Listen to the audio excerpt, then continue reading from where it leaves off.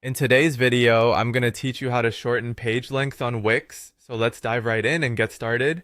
The first thing you'll want to do is head over to the Wix website editor. If you're new to Wix, it's essentially a user-friendly platform that lets you customize your website with just a few clicks. So whether you're a seasoned web designer or someone just starting out, it's straightforward to use once you get the hang of it.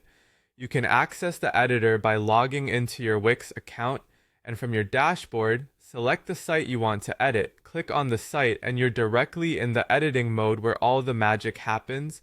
Next, take a look at the sections on your page. Sections are the building blocks of your site's layout. Imagine them as containers for different types of content like texts, images, galleries, and other elements.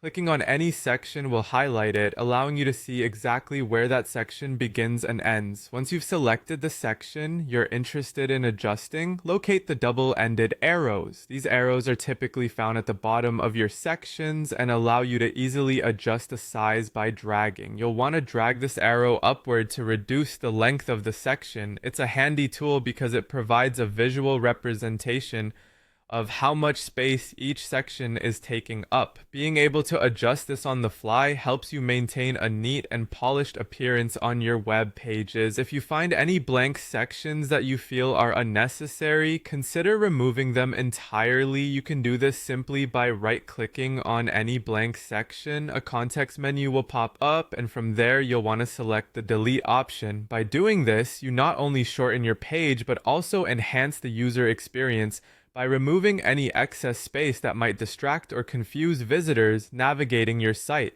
Finally, double check and preview the changes you've made before you hit publish. This ensures everything looks just the way you want on both desktop and mobile versions. It's important because what works on one view might not necessarily translate perfectly to another. A quick preview will save you time and ensure consistency across the board. There you have it.